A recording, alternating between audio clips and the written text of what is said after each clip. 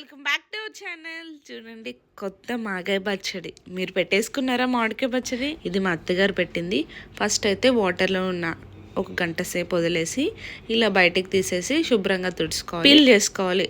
మాగాయ కదా, అన్నీ ఇలా పీల్ తీసేసుకున్న తర్వాత ఇలా చిన్న చిన్న పీసెస్గా కట్ చేసుకోవాలి. మా దగ్గర మామిడికాయలు కత్తిపీట లేదు, సో నార్మల్ చాక్తోనే కట్ చేసేస్తున్నాము. మాగాయ పచ్చడికి ఇలాగే చేస్తాం. ఒక డబ్బాలో తీసేసుకోవాలి, లేయర్స్గా వేసుకోవాలి. ఫస్ట్ ఒక లేయర్ వేసుకున్నాక దాంట్లో సాల్ట్ వేసుకోవాలి, లాస్ట్లో పసుపు వేసుకొని ఒక 3 days పాటు ఎండబెట్టాలి.